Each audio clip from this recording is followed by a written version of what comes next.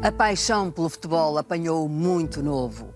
Soma vitórias e troféus que notabilizam a região e o país. É o mais antigo dirigente desportivo e o mais titulado do mundo, reconhecido pelo repentismo e pela ironia inteligente. Com o passar dos anos, mantém-se fiel à poesia. Talvez seja o mais importante dragão de todos. Jorge Nuno Pinto da Costa, primeira pessoa.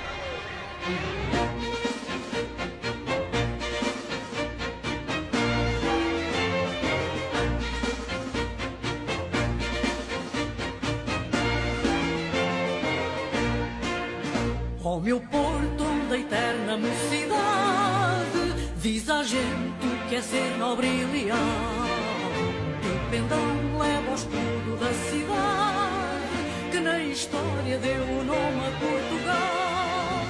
Ó campeão, o teu passado... E se de repente o tempo parasse, lhe trouxesse à memória esses dias de infância e de adolescência que viveu aqui no colégio? Foi aqui que eu adquiri muitos hábitos, muitos bons hábitos. O facto de ter aqui os meus irmãos... Ajudou muito. E depois foi aqui onde eu criei os grandes amigos da minha vida. Aqui andaram figuras de relevância da sociedade portuguesa. Até chegou a andar aqui também Ari dos Santos, lembra-se dele? Ari dos Santos e o nosso rei, o Dom Duarte também aqui andou António Arnaud. Tenho muitos amigos desse tempo e que são amigos especiais. Aqui também fazia as suas diabruras? Não, o que havia era muito rigor. E eu ainda hoje sou extremamente pontual e exigente com a pontualidade dos outros. E odeio fazer-me esperar porque havia um rigor. Havia um prefeito. Era o prefeito. O prefeito não era uma figura fácil. Nós tínhamos umas omeletes que eram ótimas, então de vez em quando entretínhamos-nos a tirar uma omelete assim, fazíamos assim com o garfo, e eu fiz assim a omelete, passou o prefeito, levou com ela na cara. Foi um azar dos diabos. Havia o Padre Domingos, que era o nosso professor, ele dava aulas de tudo. Então era conhecido pelo Tubicas. Fomos dar um espetáculo a Santo Tirso e eu era o principal da peça e havia um indivíduo que era o mordomo, que tinha que em determinada fase entrar com uma salva com os copos, e eu tinha que dizer: anda embora, Félix Mestre. E não sei como, porque o Padre Domingos, o tal Tubicas, estava na primeira fila. Quando ele entrou, eu disse: anda, Tubicas, Mestre Tubicas. E o Félix, que devia ter que ficar muito aflito, começou a gargalhada, deixou cair a salva, partiu os copos. Foi uma grande barraca.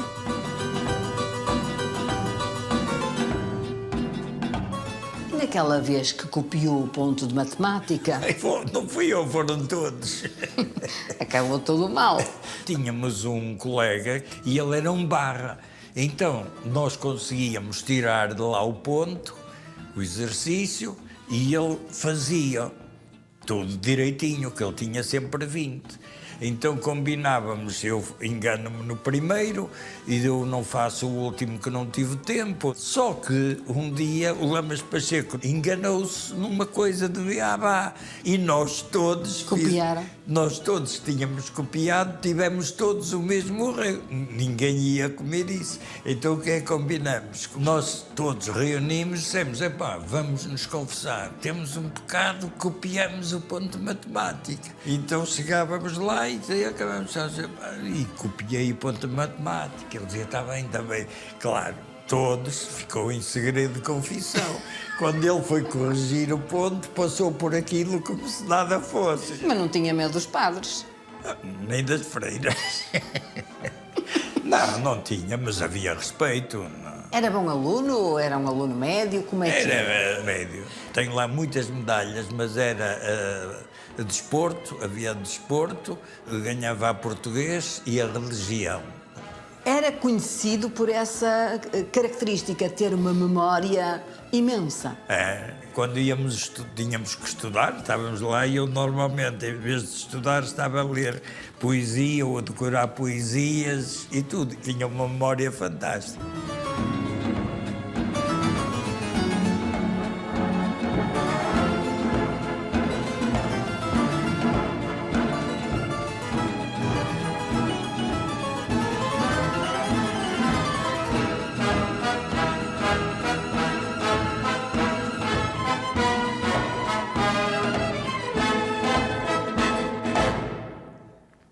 Este era o destino final, quando a mãe vos vinha buscar ao colégio para vir lanchar a Santo Tirso. Exatamente, aqui, a Casa de Chá, como se chamava, ainda chama, já vi, onde se comiam os famosos jesuítas da Moura, e ouvia aqui os relatos do Porto, porque quando o Porto jogava fora, nós vinhamos aqui, ficávamos aqui. Quando o Porto jogava em casa, nós íamos ao Porto para ver o futebol e só depois é que vínhamos. Digamos que a sua agenda, mesmo na adolescência, começou a ser moldada pelos jogos do Porto. Um bocadinho. Ou fosse para ir ao estádio, ou fosse porque tinha que estar a ouvir o relato. Claro, isso ouvíamos sempre aqui. Essas viagens dali do Colégio das Caldas da Saúde até aqui em Santo Tirso eram feitas no Chrysler da mãe, com o chofer. Sim, portanto, sim. digamos, num ambiente muito confortável. Sim, mas também eram viagens rápidas. Daqui às Caldas de Saúde são 10 minutos. A casa é a mesma, está em obras. A casa é mesmo, era exatamente assim. Até mesmo o que deve estar igual são os jesuítas. Vamos provar? Ora bem, não nos trouxeram os jesuítas, mas trouxeram-nos seminaristas. Não, isso são jesuítas. São jesuítas pequeninos, são seminaristas. Eu espero que o professor Filipe Macedo não esteja a ver o programa, senão ele vai-me dar nas orelhas. Quem é o professor Filipe Macedo? É o meu médico, que se preocupa mais com a minha saúde do que eu. Já estamos a salivar, Tá. vamos mas é comer.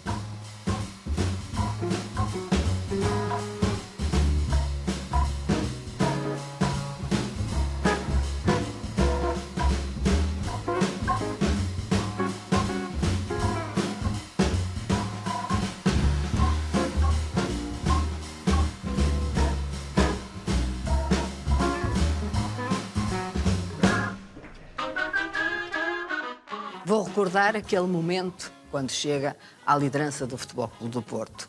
Anunciam e organizam um jantar com várias pessoas para discutir a próxima liderança e quando chega ao jantar e espera encontrar um grupo, está a Neca Couto que lhe diz: ó Jorge, não vale a pena perder tempo, o presidente és tu. Foi assim. Mais ou menos. Quando eu cheguei lá só estávamos os dois. O grupo tinha desaparecido. O grupo que tinha ficado a aparecer, não apareceu ninguém. E eu disse, olha, que então os outros não vêm. E ele disse, ó Jorge, não vamos perder tempo, não vêm porque o presidente é você.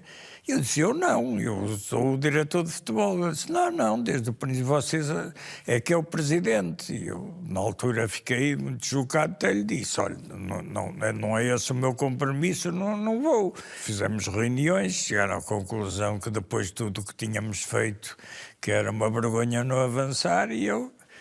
calhou-me a mim, como podia ter calhado a outro. Nasce numa família aristocrática do Porto, numa família com pergaminhos e teve vários irmãos, tinha muitos irmãos. Éramos 6. Eram donos de propriedades culturais da cidade, inclusive.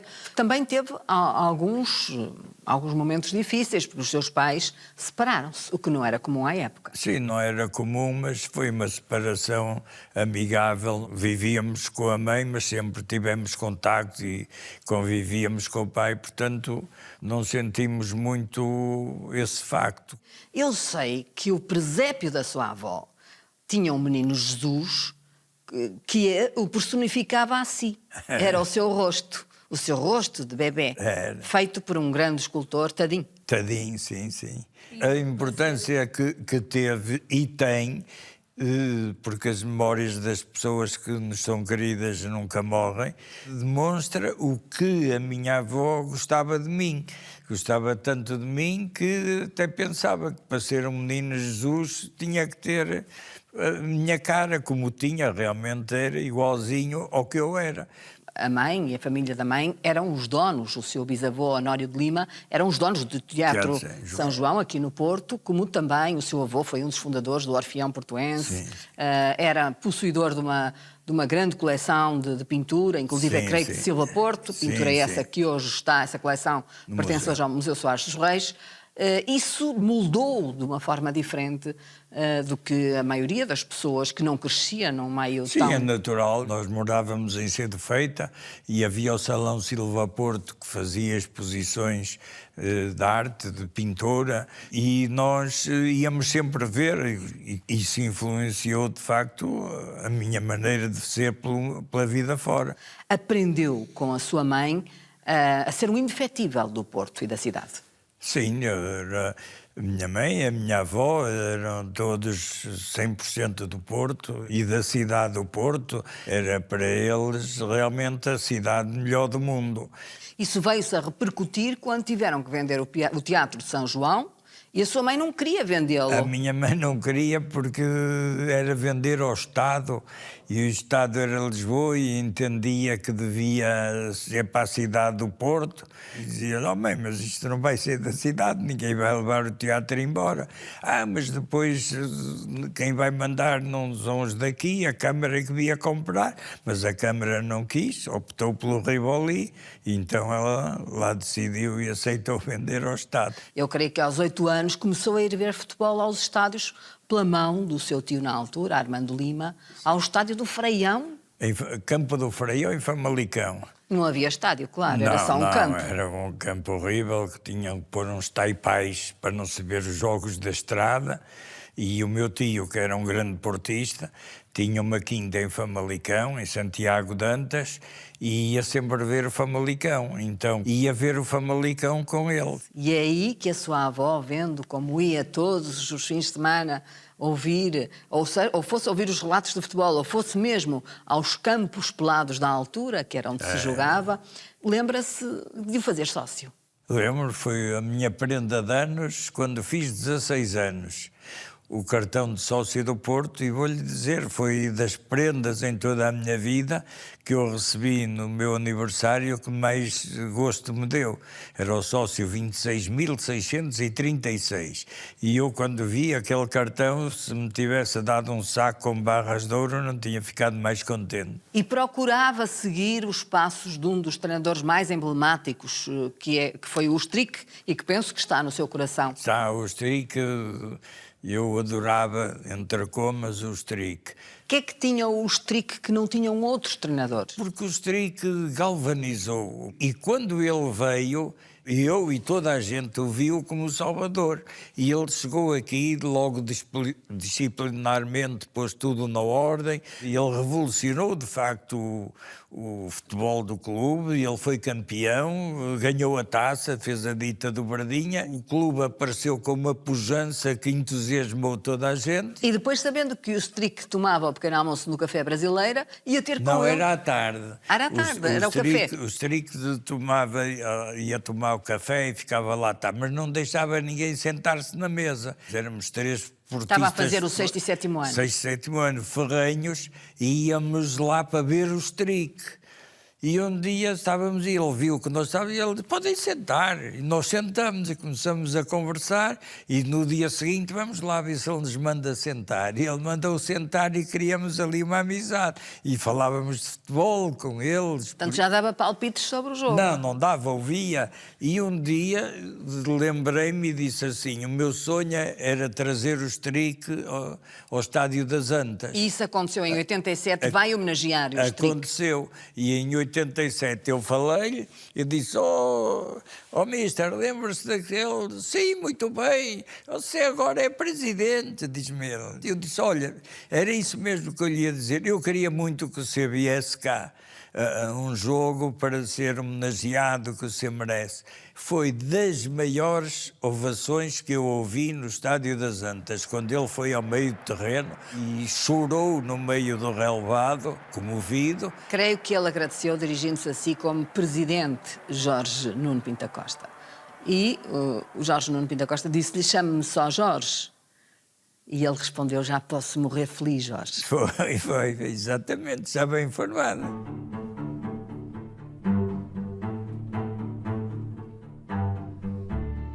Apesar desse seu início no Futebol Clube do Porto, ligado às secções, até do hóquei patins e de todas as outras secções, quando passa a ser presidente, certamente muita coisa mudou na sua vida.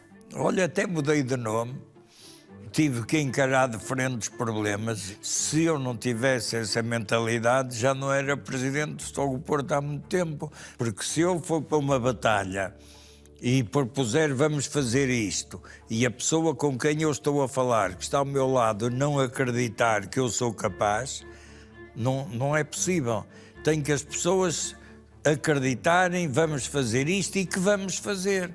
Como para mim o lugar mais importante que há no desporto é ser presidente do Futebol Clube do Porto, eu depois de o ter sido não posso aspirar a mais nenhum lugar, porque ir de presidente do Futebol Clube do Porto para qualquer outro posto, para mim não era subir, era descer. Quais são os momentos mais importantes na sua viagem no Futebol Clube do Porto? As grandes memórias emocionais? Nas positivas, a primeira grande sensação é a vitória da Liga dos Campeões em 87 em Viena contra o Bayern de Munique. Eu, no meu programa eleitoral, tinha feito que o Futebol Porto teria que estar numa final europeia. E recordo-me que o engenheiro Armando Pimentel, que fez o programa comigo, me dizia assim, Jorge, não ponhas isto, que isto é impossível. E eu dizia assim, Armando, é impossível se tu não acreditares. Vamos fazer uma equipa para ser possível. E em 84 estávamos numa final europeia. Em Basileia. Em Basileia, que perdemos, usando uma expressão bem portuguesa, bem gamadinhos. E eu, quando acabou a final, fizeram todos uma festa, eu disse, isto é o intervalo, agora temos que ganhar uma.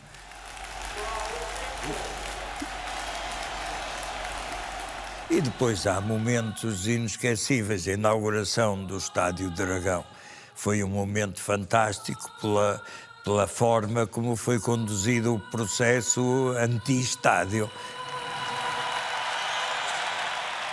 Se me dissesse assim, os dois momentos mais felizes de todos estes 40 anos, eu escolhia esses dois. Naturalmente tenho muitos. E os mais tristes? Os mais tristes foi um jogo em Penafiel, em que eu sabia que o Pedroto tinha um cancro e queria ganhar aquele jogo porque não queria que o último jogo dele não fosse uma vitória. E eu estava nervoso e o Pedroto dizia assim, Jorge, calma. Estava 0-0 e a 10 minutos do fim marcamos um golo e eu agarrei-me a ele a dar um abraço e ele disse, Jorge, não, parece que fomos campeões. E eu disse, não, mas é porque estavam aqui a insultar-nos. Dei essa desculpa, não lhe ia dizer. Ainda era o tempo em que se sentava no banco. Já sentava. E esse jogo, pelo significado, foi dos momentos mais difíceis e depois saber, no final, que era a última vez que iríamos estar sentados no banco. A perda do Reinaldo, a perda do Rui Filipe, a perda do Pôncio Monteiro, um amigo do peito. As derrotas a gente sabe que a seguir vem uma vitória. Perdeu, mas podemos nos levantar. Agora perder pessoas, isso são derrotas que a gente sabe que não tem volta a dar. Pronto, fomos derrotados. Sousa agora a ter um pormenor de ordem técnica. E Madjer pode ter o golo, o remate e... Golo do Futebol do Porto. É jogada genial do Madjer. É jogada genial. Em nenhum momento me está a referir o caso do apito dourado em que esteve em tribunal? Porque isso para mim não foi difícil. Porque soube sempre que aquilo não tinha pernas para andar, sabia como é que aquilo tinha nascido, como é que tinha sido criado, tinha a certeza de que tudo aquilo que diziam não podia dar nada como não deu. Mas tem consciência que podia ter sido detido.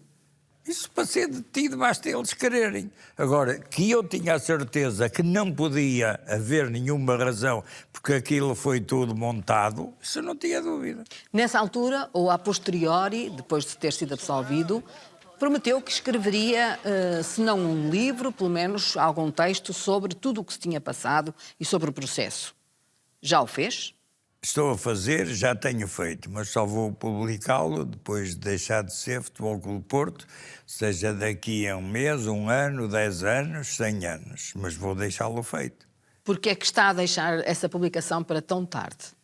Refere pessoas que não gostaria que se vissem envolvidas agora? Talvez, e porque sei que vai ter grande impacto, eu não quero ser nada no Futebol Clube do Porto, a não ser sócio, quando isso sair. Digamos que essa é a sua verdade sobre o processo. Não é a minha verdade, é a verdade. Não é dizer que é a minha verdade e a sua, não. A deles já foi provado que era mentira. Que não conseguiram, em tribunal, prová-lo e culpá-lo de alguma coisa. Mas incomoda-o, por exemplo, saber que ainda hoje as escutas desse caso permanecem livres no YouTube? Nada. Isso quando eu vi que o ministro esteve 4 anos sob escuta, sei perfeitamente que estou sob escuta. Eu acho que quem não está em escuta é que deve dizer eu não estou sob escuta, eu é que sou importante, não estou sob escuta. É muito curioso que quando eu lhe puxo por essas questões, que são também da política do futebol, parece que se agiganta dentro de si alguma coisa e que ganha um revestimento de guerreiro. Eu tenho obrigação de ser guerreiro. Sou Jorge e sou Nuno, eu tenho que ser guerreiro, mas sou guerreiro por boas causas.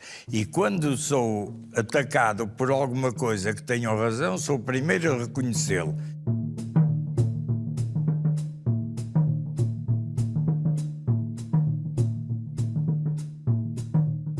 Ao longo de todos estes anos, já perdeu a conta ao número de treinadores. Uns saíram melhor, outros saíram menos bem e alguns teve mesmo que mandar embora.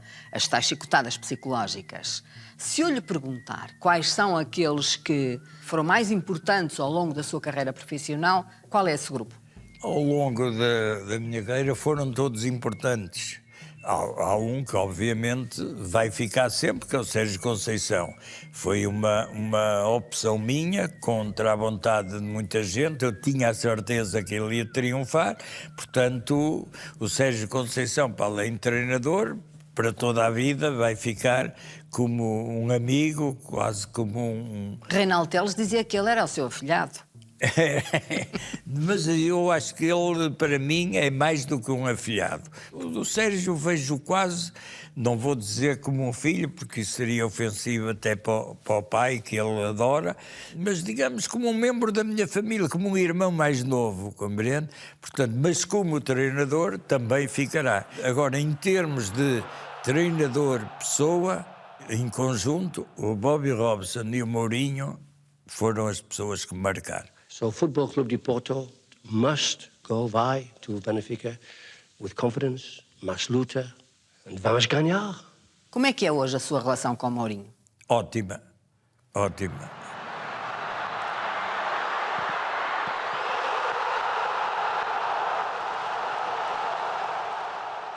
Claro que criei grandes amizades com treinadores como o Fernando Santos, o engenheiro Fernando Santos, para mim... Do Penta. Do Penta, o engenheiro do Penta, para mim é como se fosse meu irmão.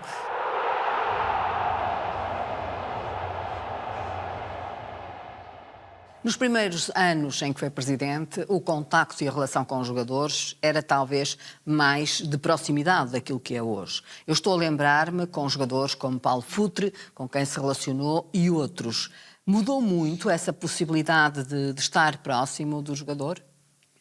Eu acho que não mudou muito, mas mudou. Há casos especiais. O Futre também é um miúdo que vem do Montijo para o Porto, está sozinho, precisava de mais apoio. Portanto, havia talvez mais contacto extracampo do que há hoje atualmente. O que foi o mesmo caso quase que o Sérgio, porque eram pequenos quando chegaram cá. O Sérgio tinha 16 anos quando chegou.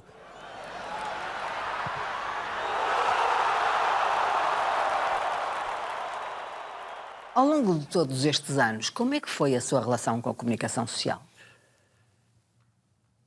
Olha, eu vou-lhe dizer uma coisa engraçada. Eu entrei em 1982 e tinha a melhor relação com os jornalistas dessa época. Nós íamos fora, eles iam connosco, nós fazíamos almoços oficiais, à noite ficávamos no bar até altas horas e achavam muita graça, digamos, o Porto, olha o Porto, vai aparecer, vai fazer umas cócegas a Lisboa e eu, sim senhor, era muito simpático. Em 1987 eu recebi o prémio de dirigente do ano do Jornal Record. E em 1987 tenho uma placa que recebi no Coliseu dos Recreios em Lisboa, do Correio da Manhã, como prémio de dirigente com melhores relações com os jornalistas.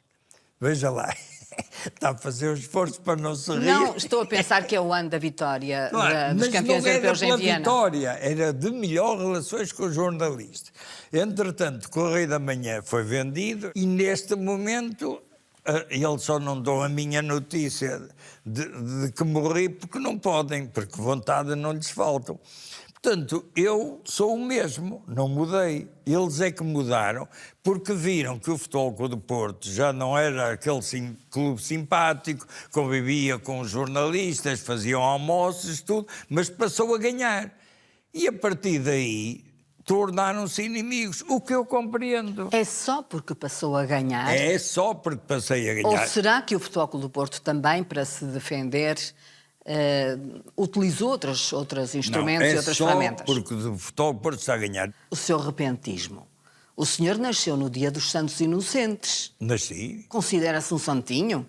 Não, mas considero-me suficientemente inteligente para perceber que um diretor de um jornal que vem acompanhado do melhor jornalista que o grupo tem e do chefe aqui no Porto, dizer que me foi atribuído um troféu e depois não soube particularmente que não me iam entregar, como não entregaram, porque a administração, quando soube, proibiu, mostra que, de facto, há jornalistas que, quando mostram a sua independência e tudo, não é verdadeira. Porque um diretor de um jornal que se sujeita a vir comunicar que foi entregue e depois não entrega porque a administração não deixa, eu, no lugar dele, demitia-me imediatamente. Portanto, está a ver que a relação com os jornalistas hoje é mais difícil, também por culpa das administrações e dos donos dos jornais. Até pelo desenvolvimento da região norte e da cidade do Porto. Eu acho que não devo ser eu a dizer isso, mas muita gente responsável já o disse. Portanto, acho que isso é inevitável, é de facto indiscutível, e a prova de que é indiscutível é que me está a fazer essa pergunta. Considera que pode ter sido a primeira grande regionalização? Eu acho que sim. Eu defendo a regionalização. Não querem a regionalização, então assumam-no e vão à Constituição e digam isto tira-se. Agora, está lá que devemos ter a regionalização, juram a Constituição e depois combatem isso? Por mais que uma vez foi convidado para se candidatar à presidência da Câmara do Porto e não aceitou. Por que é que não o fez? Porque era presidente de Futebol Clube do Porto e entendia que era incompatível e achava que os portistas não me iriam nunca perdoar deixar o Futebol Clube do Porto para ir para outro cargo, fosse ele qual fosse. O clube ganhou à cidade? O clube não pode ganhar à cidade porque o clube faz parte da cidade. O clube é um dos símbolos e um dos baluartes da cidade do Porto. O Futebol Clube do Porto só está a ser atacado, só está a ser vilipendiado, porque é um dos últimos redutos que Lisboa ainda não conseguiu amesquinhar no norte. Esses amigos que foi granjeando ao longo da vida também se estendeu até aos presidentes de clubes adversários. Foi o caso de Fernando Martins e outros, penso que até do Sporting. Sim. Como é que foi possível essa cumplicidade naquele momento histórico com Fernando Martins? Olha, o ser Fernando Martins, nós fazíamos tudo em conjunto, jogadores, aquisições de jogadores, se um estava interessado neste, avisava o outro para não se meter e vice-versa. Criamos uma amizade muito grande, tão grande que ainda hoje, passados tantos anos, nós continuamos a ir para o Hotel Altos, porque sempre que lá entro, vejo aquela figura ao balcão à nossa espera, vejo-a vir à sala de jantar desejar um bom jogo. Portanto, criei com ele uma amizade enorme que fez com que os nossos clubes, por tabela, se aproximassem. O senhor, no início, tinha boa relação com o Luís Filipe Vieira. Eu tinha boas relações, tinha. Continua a ser amigo? Continuo-me a dar com o Luís Vieira. Ainda agora, no Natal, ele mandou as boas festas, que acho que isso só se manda...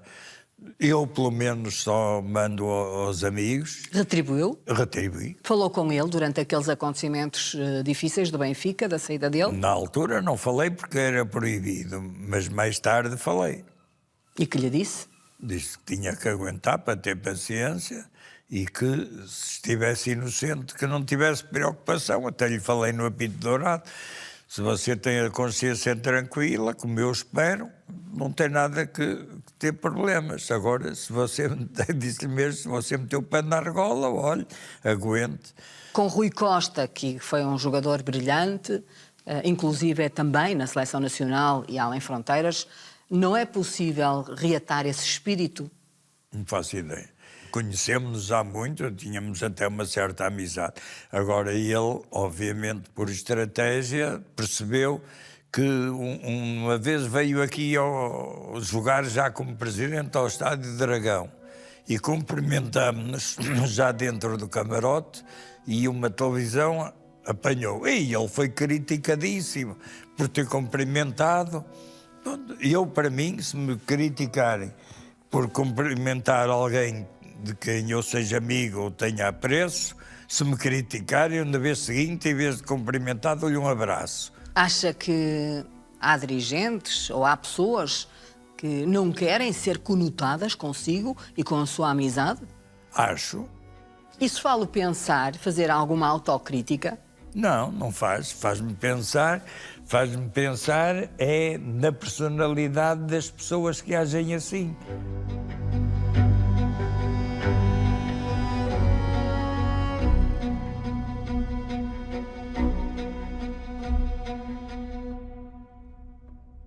Vamos outra vez à sua vida.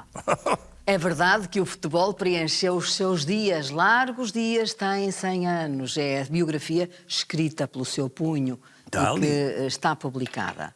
Mas o senhor nem sempre só viveu do futebol. Foi empresário, teve sociedades e foi mais bem sucedido no futebol do que nessas sociedades. Nem sempre as coisas correram bem. A minha vida foi, mesmo quando estava no mundo empresarial, vivia mais no futebol do que no mundo empresarial. Eu sempre acompanhei a equipa nos jogos fora, portanto era difícil para mim ser um sócio... Dedicado a 100%. Dedicado, e quando eu entendia que realmente não dava, vinha-me embora. Eu li numa entrevista sua que o senhor disse que tinha pouco dinheiro no banco.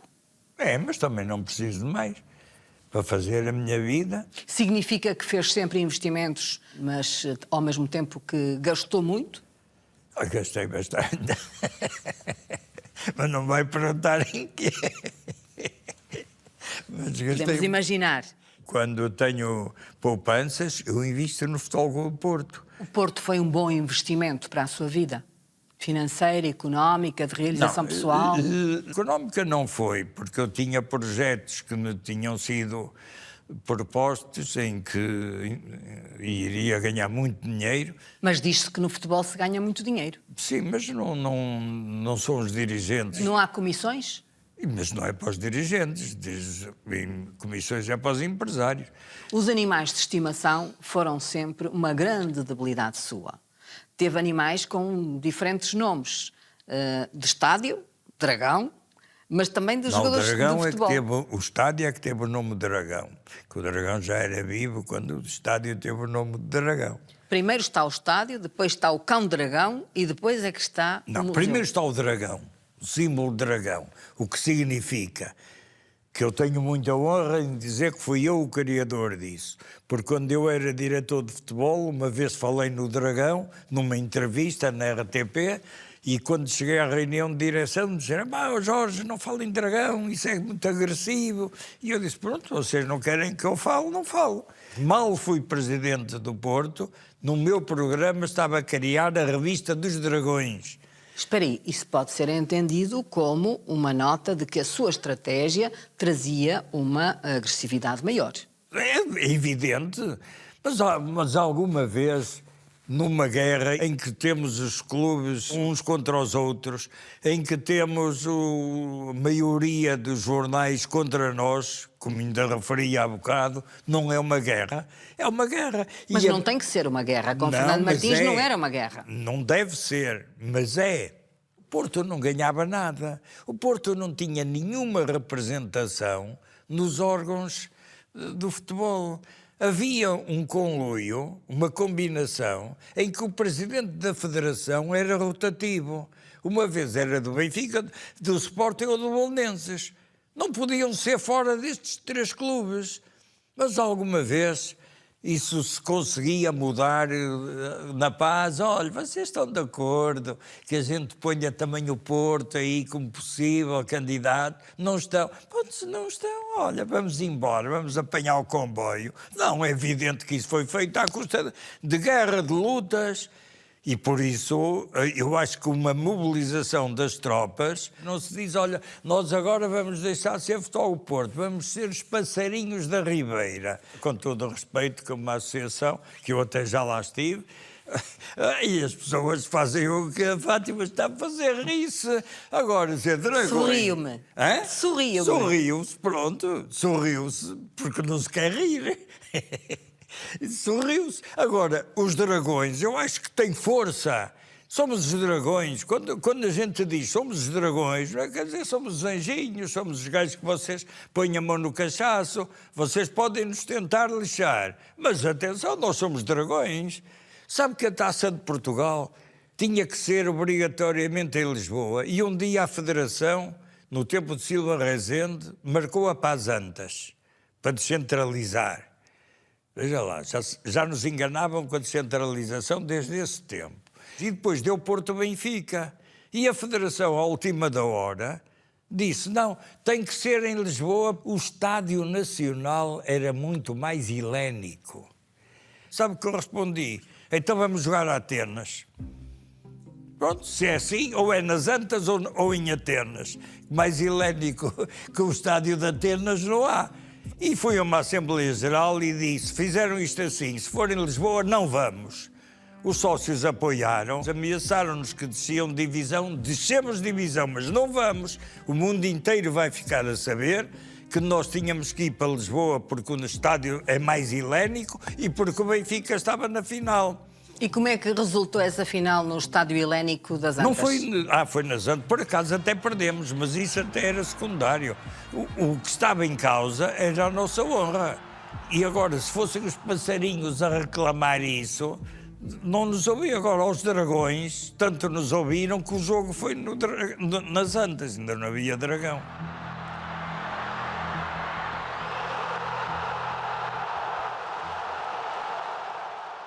Dragão como elemento mais aguerrido e os seus animais de estimação, que também o acompanharam sempre, e a quem foi dando nomes de algumas das figuras do clube. Não só um cão que foi dragão, como um outro que foi Luxo. O Luxo era filho do dragão. Ele nasceu num dia em que nós jogamos em Barcelos com o Gil Vicente, ganhamos 1-0 e o golo foi marcado pelo Luxo. E então eu falei com o Lúcio e disse: Lúcio, importa-se que eu ponho, porque ele não se chamava Lúcio, era o Luís Carlos. Ele disse: Presidente, até fico muito honrado, eu não me chamo Lúcio, eu sou Luís Carlos. Até tem uma história engraçada, não sei se conhece. Se for à igreja de Matosinhos, tem lá um grande quadro, ao pé do altar, do lado esquerdo, do mestre Bessa, em que está lá o Lúcio. Porque o padre de Matosinhos pediu-lhe se ele fazia um quadro com a Sagrada Família, mas moderna. Então ele um dia telefona-me e diz-me: olha, Presidente, eu tenho esta encomenda assim, se é uma família moderna, tenho um cão, eu vou pôr lá o Lúcio. E eu disse: mestre, ponha, mas se o padre depois não aceita o quadro por ter lá o cão.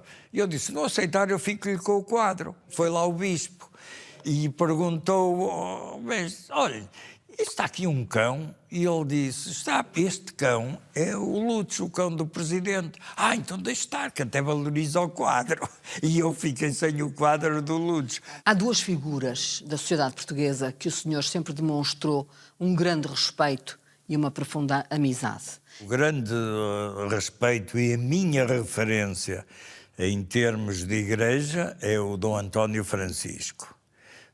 Bispo do Porto. Bispo do Porto. E na sociedade portuguesa em geral tem esse profundo respeito pela autoritas de Ramalhianes. Não, isso tenho mais que respeito, tenho amizade e tenho uma admiração profunda. É um indivíduo, toda a gente acha que é um sisudo, tem um sentido de humor, como sabe, muito especial e muito requintado. Era um homem de uma coragem, de uma verticalidade, de uma sinceridade, de uma inteligência incomuns. E eu acho que foi o homem do século em Portugal. Qual é que acha que é o seu maior legado neste tempo? Não sei, os outros é que eu me dizem. Quem receber e quem viveu este período é que tem que dizer qual foi o maior legado. A minha filha diz que o Futebol Clube do Porto é o irmão mais velho dela. E realmente é na simplicidade do comentário, eu acho que é um bocado isso. O senhor parece ter arrumado o problema da morte há uns anos atrás, quando esteve gravemente doente. Foi assim? Eu fui operado ao coração, davam mais para lá de lá do que para cá, mas olha, estou cá. E digo-lhe sinceramente, quando fui para a operação estava convencido que não acordava mais. Mas teve uma coisa boa, é que eu encarei com naturalidade, pronto, olha, acaba assim. Não fiquei em pânico nem... Está preparado para morrer, portanto? Estou, espero que nem seja agora aqui, ninguém traí de pistola. E o meu irmão, antes de morrer, ele estava mal, tinha um cancro, e eu fui visitá-lo em outubro. E disse-lhe assim: olha, Zé, este ano vou passar o Natal contigo aos Arcos de Valdevez. E ele diz-me assim: não vais. E eu fiquei: não vou, tu não queres que eu vá? Não vais porque eu vou morrer até ao dia 15 de dezembro. Eu fiquei muito chocado. E ele disse-me assim: Jorge, não te espantes, nós todos temos que morrer. E se tu perguntares, dizia-me ele, a um miúdo de 18 anos... se quer fazer um contrato que vive até aos 80, não há ninguém que não assine. É verdade que antes de ir para o hospital para ser operado, redigiu 2 comunicados. Um de que teria morrido e o outro de que tudo tinha corrido bem. Deixei umas cartas escritas para os meus filhos e fiz um comunicado a comunicar a minha morte. E outro a comunicar a sua vida, que tinha sido operado, que tinha corrido bem, que estava tudo bem. E depois, quando acordou na sala de cuidados intensivos? E eu, ao fim de 24 horas, acordei, vi muitas luzes, eu só disse assim: porra, estou vivo. E adormeci outra vez. Não tem medo dela? Não, da Dona Morte? Não a desejo, mas é o nosso fim, é o fim de todos. Agora, enquanto que andar, olha, não como uns jesuitinhas como ontem e faço as minhas asneiras, pronto, porque não vou deixar de... Nem vai deixar de se candidatar com medo de perder. Não, isso não, medo de perder, para mim, a mim nunca me preocupou os êxitos pessoais, a mim não me diz nada. Olha, eu fico mais à rasca quando me começam a elogiar publicamente do quando me assobiam ou dizem alguma coisa. A minha preocupação é que o Porto ganhe. Vai haver um momento em que o senhor não pode segurar mais o Futebol Clube do Porto. Por isso lhe pergunto, o que é que o leva a correr até ao fim? Se me dissesse assim, há pessoas que vão para o Futebol Clube do Porto, que vão assumir o Futebol Clube do Porto, porque o Futebol Clube do Porto precisa delas, porque querem ser úteis ao Futebol Clube do Porto, vão com um espírito de missão. Agora, quando vejo uma pessoa que tem a opção, quero ser o presidente, mas que percurso teve, que sabe, se eu visse que havia uma pessoa que toda a gente viu, quer que seja, e ele aceita ser como missão, eu não me recandidataria de certeza. Eu sou o presidente do Futebol Clube do Porto, não foi por ambição, foi por missão. E se for novamente é porque acho que ainda tenho alguma coisa a fazer e a cumprir. Neste momento tem tanta coisa que me preocupa e que quero realmente fazer no Futebol Clube do Porto que não tenho tempo para pensar em eleições nem nada disso.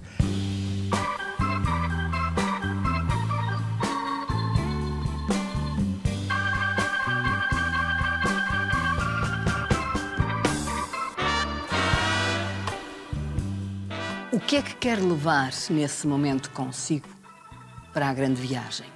Eu quero levar a paz tranquila de que fiz sempre o melhor que pude em tudo o que me meti, sempre com o pensamento em ser útil aos outros. Então e a bandeira do Futebol Clube do Porto? A bandeira está dentro do meu coração.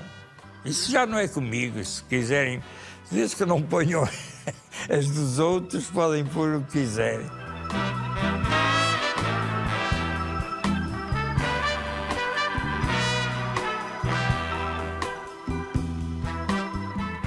Se alguém me condecorar a título póstumo, não quero ninguém lá vá. Ai de quem for que eu venho cá abaixo de um par de estalos. Eu morro e sou condecorado. Então tem que condecorar todos os mortos. Condecoram pelo que fez em vida. Então por que é que não condecoraram em vida? E uma estátua? Estátua? Para quê? Para os cães depois irem lá mijar. Se alguém se lembrar de mudar o nome do estádio do Dragão para Pinto da Costa? Será sempre com o meu desacordo. Eu acho que o Estádio Dragão tem tanta força, tanta força... Ainda bem cá, do outro lado? Bem, isso bem. Eles só de me verem assustam-se.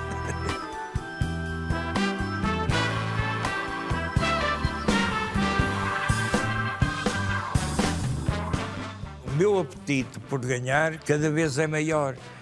No facto, quando me dizem, mas já ganhou 2.500, mas isso não chega, temos que ganhar, é o próximo.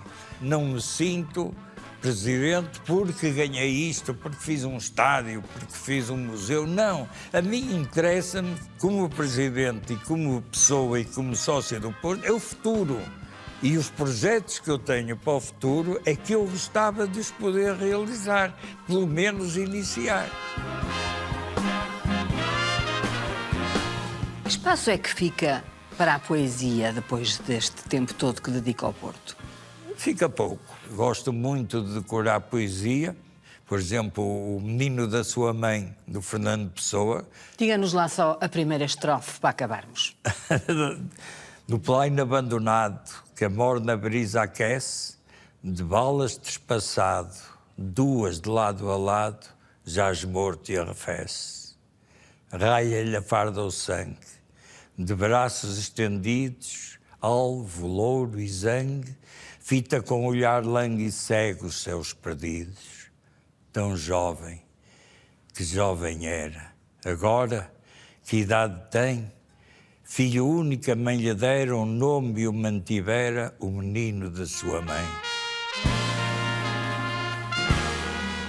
Fui vítima de uma rasteira, como não há VAR, caí mesmo e disse um poema, mas é muito bonito este poema, muito lindo.